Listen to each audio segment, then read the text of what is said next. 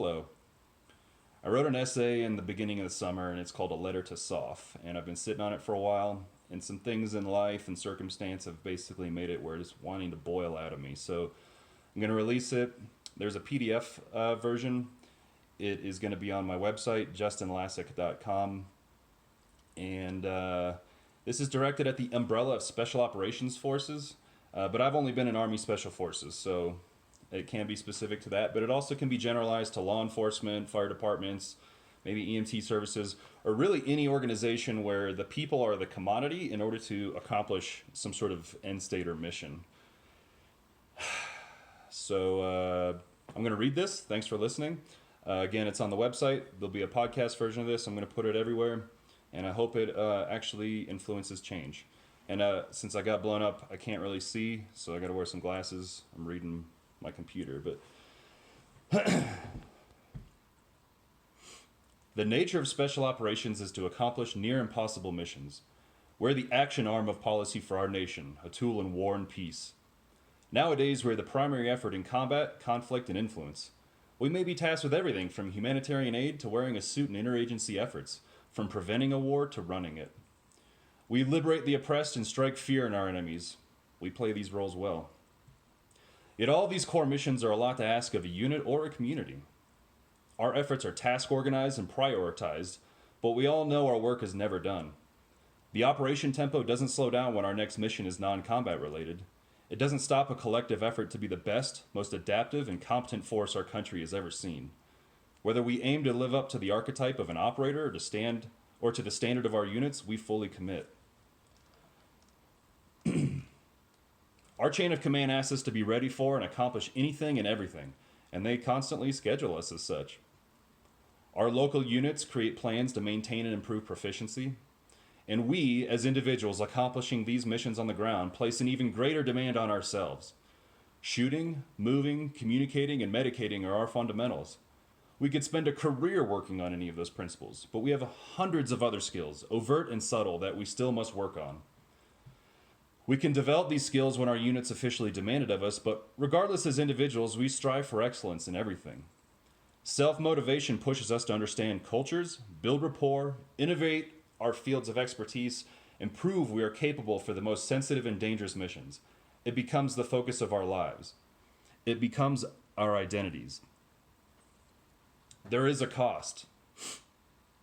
Most of us understand the blatant cost to our bodies, brains, emotions, and families. Some of us either don't understand or choose to ignore it. Instead of providing a mentality of upkeep and prevention, we only respond after catastrophic failure. Divorce, injuries, emotional breakdowns, drinking-related deaths, suicides. In soft medicine, we have a saying, treat the injury, not the operator. It's because we compensate with sheer will, brute force, and ignorance. But God, this mentality results in a ferociously deadly fighting force, but there is a cost. We compensate until catastrophic failure. One of the tenets of special operations is humans are more important than hardware. We're told this from the beginning. If we kept shooting our machine gun without cleaning it or performing maintenance, that deadly weapon will break. And you'd get your ass kicked for doing something like that. And you should. If you do this with a mortar system, people will die. It's ingrained in our culture to never let that happen. So why is it acceptable with our people? There are many possible answers depending on your unit. A stigma against emotional health, overscheduled and deployed operators, institutional toughness, and an existing cultural problem. I don't have to prove these exist because I can simply point to the state of our force regarding suicides, divorce, and illegal activity, including the instances the chains of commands don't acknowledge. These reasons are important because they let us evaluate our system and best practices. We are constantly improving our standard operating procedures. Military culture does this with the after-action review. These reviews are conducted immediately after an operation to address what went well and how to improve, sustains, and improves. We inherently drop our egos during an AAR. We challenge the why of our actions and reach conclusions about improvement. How can we better assault a house, give Versed with ketamine, or analyze our risk to force during infill or exfil? AARs are part of our culture, and limiting them to tactics is a philosophical mistake. The job of unit commanders is absurdly difficult. They make the impossible possible.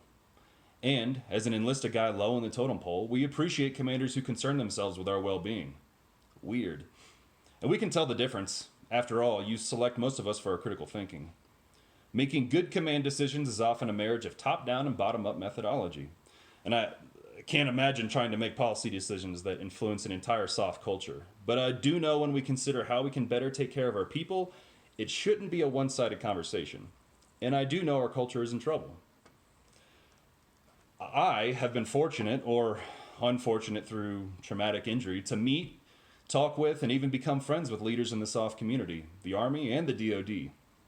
They are compassionate and forward-thinking individuals. The leaders I talk to feel the hit when we get hurt, and they fundamentally support us. But I never would have met them if I hadn't nearly died. And that's okay. Leaders with stars on their chest or ties around their necks can't talk to every enlisted SOF member.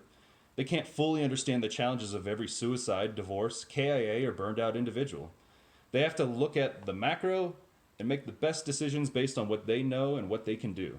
Us, people on the ground, can and should do the same, especially because commanders can't fix this. Our community is likely spread into a few mentalities in response. Many of you nod your heads in agreement as you read this. Some of you think it's a weak mentality. The rest of you are pissed because I'm not going through my chain of command. And so tell me, brother or sister, would the unpromoted Staff Sergeant Lassick have a voice if he hadn't almost lost it? If the IED had taken his life?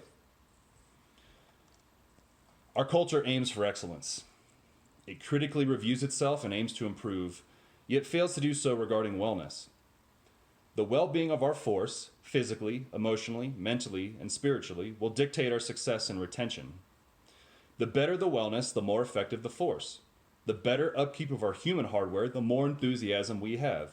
It means retaining more operators and diversifying the higher chain of command. It means more minds thinking about problems and how to improve them. And it's all of our responsibility.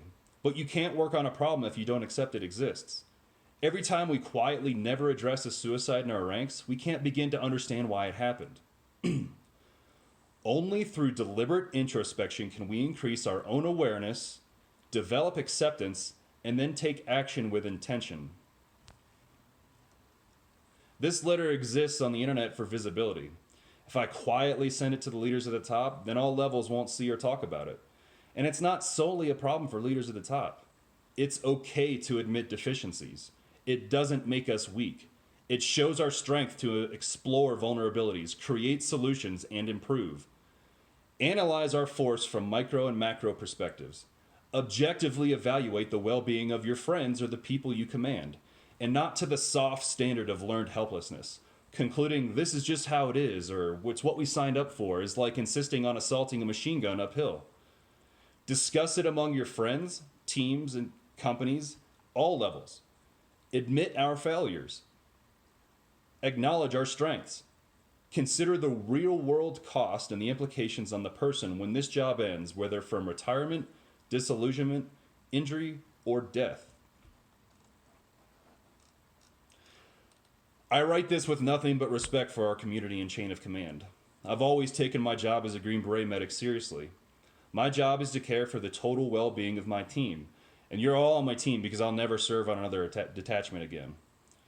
Despite being mad as hell, I didn't sit here and complain about what I perceive to be wrong. I aim to increase awareness, generate discussion, and influence our culture. We all know the answer is in PowerPoint training to check the block.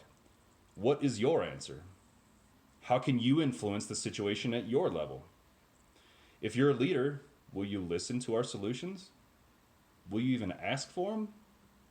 Our culture needs your problem-solving skills in action, lest we lose another friend to suicide, divorce, or disillusionment. Thanks.